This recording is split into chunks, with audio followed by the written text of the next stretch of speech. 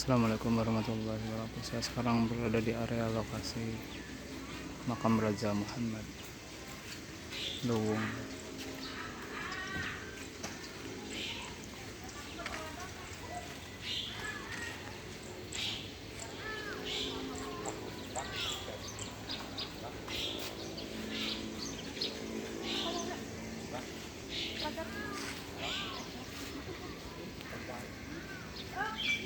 Buat kenang-kenangan, Pak.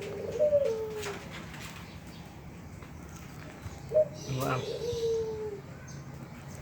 Saya dulu pernah di Maulana Hasanuddin juga Pak, ke situ.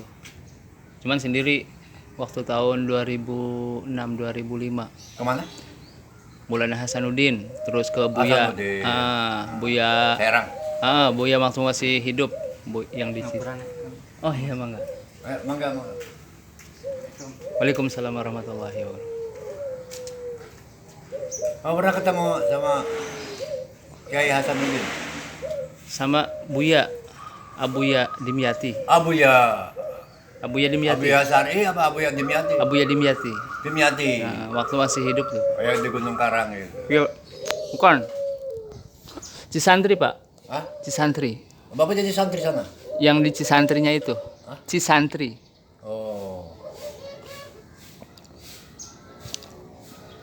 Saya dari depannya, Pak, ya, sambil ngobrol. Kalau saya kurang mendengar, Pak. Ya nggak apa-apa. Buat kenang-kenangan, Pak. Itu padepokan namanya padepokan apa, Pak? Padepokan apa yang di Banten itu? Al-Hikmah. Al-Hikmah. Jamaahnya banyak tuh, Pak. Jamaahnya banyak. Yang ikut di padepokan, iya, di padepokan Abah. Ahmad. Ya di padepokannya punya si Bapak ya. Iya. Bukan.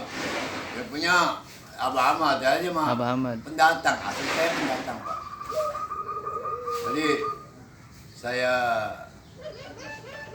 leluhur saya. Iya. Leluhur asli saya itu dari Sunan Gunung Jati, Sunan Kalijaga. Sunan Kalijaga punya cucu namanya Junggut Mandurjo. Iya. Punya cucu Junggut Mandurjo. Terus punya anak namanya Ayam Siti Sulastri. Nah, Ayam Siti Sulastri ini punya anak Iya. Raden Samsudibyo. Nah, Raden Samsudibyo itu bapak saya. Jadi asli saya, leluhur saya tuh makamnya Junggut, bukan makamnya Sunan Kalijaga, makamnya Junggut Mandurjo itu di Klaten. Sampai sekarang saya mau bikin seperti ini, tapi lingkungannya lingkungan Muhammadiyah. Iya.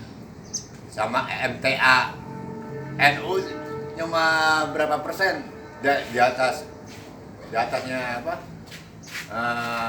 Muhammadiyah sama MTA. Paling banyak MTA sama Muhammadiyah lingkungannya. Jadi saya kalah suara di situ. Nah, di situ saya ziarah itu alang-alang semuanya. Dari tahun berapa itu? Alang-alangnya tinggi-tinggi. Tahun berapa itu, Pak? Tahun berapa? Baru kemarin saya ke sana. Nah, itu tempat diberontak sama warga situ. Pak, jangan keras-keras, Pak. Kalau pikir tawasul kan banyak keturunannya Junggut Mandurjo itu banyak. Iya. Banyak lah. Nah, itu di situ jangan keras-keras. Ya udah, pikir ala kadarnya aja.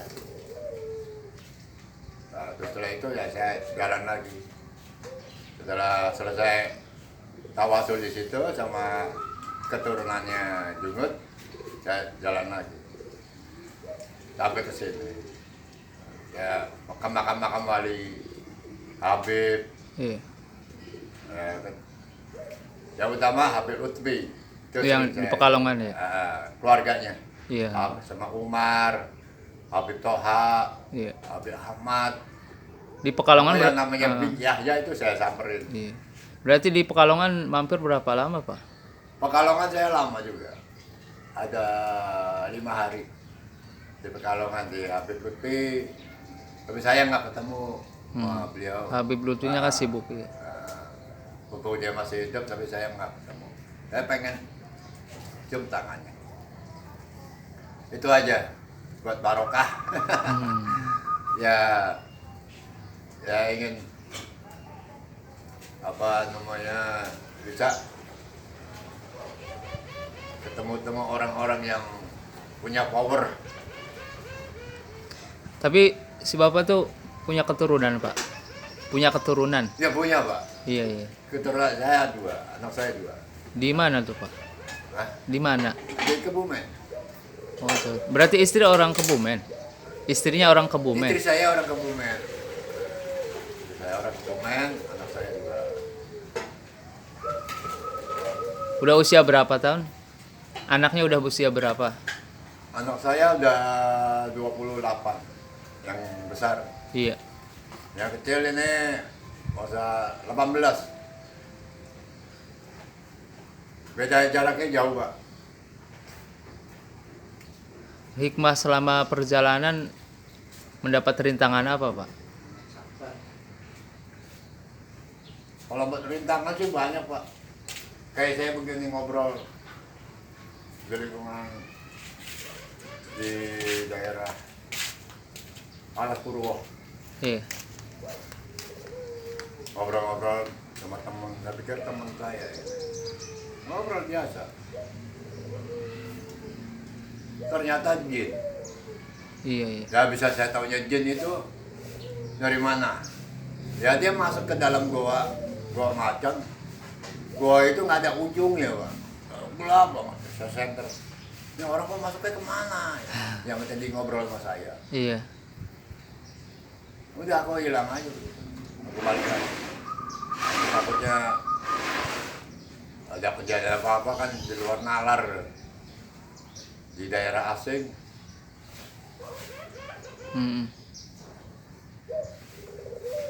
Bapak itu bisa tahu itu bukan manusia berarti menghilang mendadak tanpa jejak ya. Bagaimana? Menghilang tanpa jejak itunya. Ya maksudnya tadi yang diobrolin itu Maksudnya? hilang katanya ketemu jin gitu.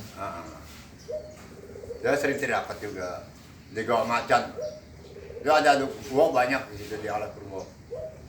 Ada Gua Macan, ada Gua Istana, ada banyak lah, banyak macamnya. Nah saya biasa di Gua Macan. Kalau Gua Istana itu disebut dengan Gua Istana karena dulu Insinyur Soekarno tirakatnya di situ. Nah, saya juga tirakat juga di Gua Istana. Tapi sebentar. Ketemu siapa tuh Pak? Ketemu siapa? Banyak pak. Ya orang Bali juga banyak, orang Jawa Timur juga banyak. Banyak kan orang Jawa Timur saya sendiri pak di situ pak. Dari sukunya saya itu sendiri, nggak ada orang lain. Temen dari Banten juga nggak ada.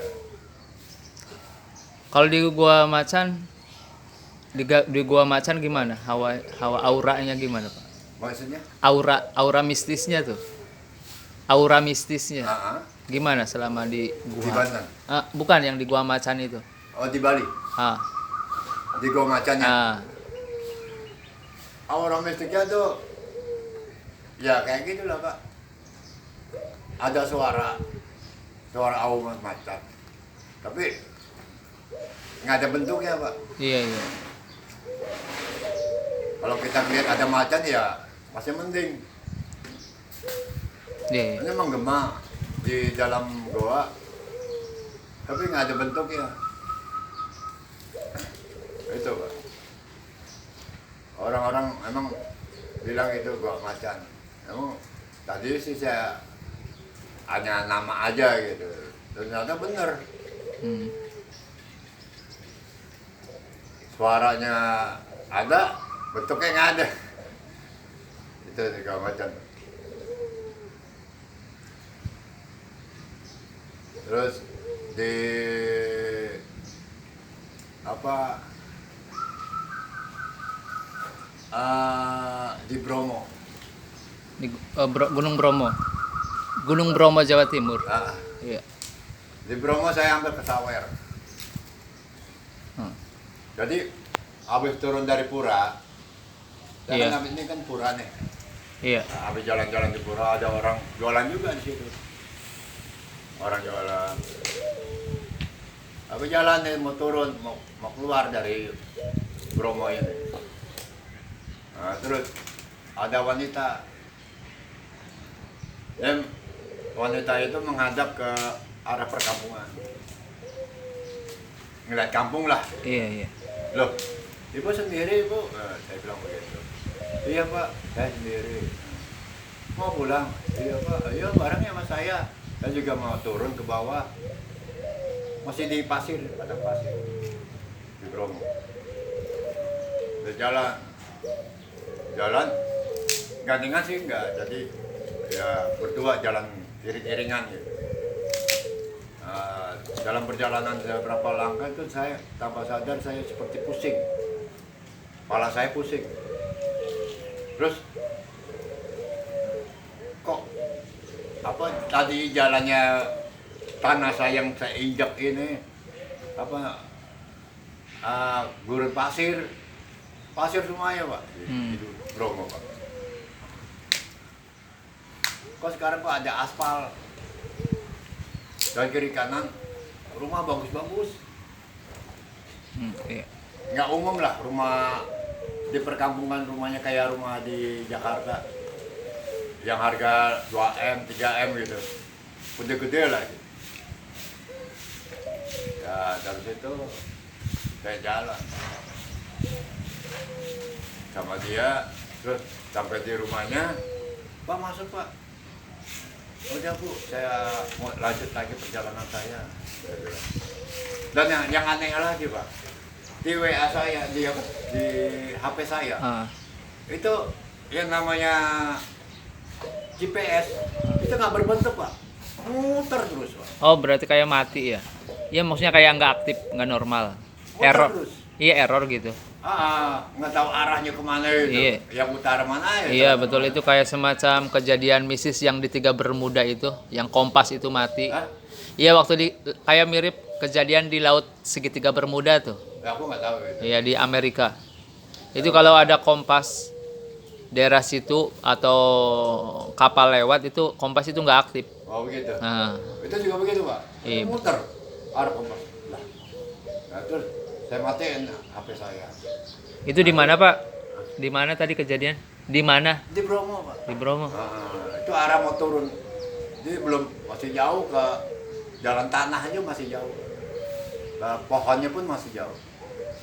Nah itu saya jalan. Setelah belum kan masih jalan itu seakan-akan itu apa yang saya injak itu aspal dan rumah kiri kanannya masih rumah mewah. Nah saya pamitan sama ibu itu, ibu udah sampai, saya mau lanjut lagi perjalanan. Pak masuk dulu Pak ke dalam Pak, mampir dulu ngopi-ngopi dulu. Makasih. Ibu sayang ibu wanita, kalau ibu laki-laki ya saya mau mampir, takutnya sujon dari tetangga kiri kanan, ibu bawa laki-laki kan, saya nggak enak, kan? Terus saya pamitan sama ibu ini, karena satu hal itu aja saya nggak sukanya, dikira nanti berbuat mesum di dalam rumahnya kan. Iya. Aku ngeri begitu. Kalau penting kalau berbuat mesum, kalau enggak kan jadi apa fitnah. Iya. Nah, aku jalan lagi keluar dari situ pamitan. Nah, jalan baru berapa langkah dari situ berubah lagi. Tadinya jalan aspal, rumah mewah, sekarang padang pasir lagi. Itu yang bikin saya seumur hidup saya ya gimana ya, ngalamin seperti itu. Nah, terus saya turun ke bawah. Nah, udah dari situ saya jalan lagi. Tapi saya istighfar. Dalam perjalanan saya istighfar. Sampai ke masjid pas jam 3 asar. Nah, saya masjid sudah minta ampunan sama Allah dan terima kasih sama Allah dalam menunjukkan jalan yang terbaik buat hambanya yang hina ini. Kayak gitu aja. Itu amalan apa yang Bapak sering diamalin? Wiridannya tuh selama kemarin itu. Yang paling sering dibacain. Itu rahasia Pak. Oh, iya. Itu nggak boleh orang Nggak, kasih. bukan Itu maksud. dari padepokan saya itu memang harus. Itu menurut Bapak lebih ke solawat atau zikir Asmaul Husna? Kalau dalam perjalanan sih saya pakai salawat Nabi Oh iya. pada perjalanan. Jadi tetap solawat Nabi lebih diutamakan ya? Iya, salawat Nabi itu intinya kekuatan kita dalam berjalan dan Nabi pun akan mengiringi kita dalam langkah kita menuju tempat yang kita tuju.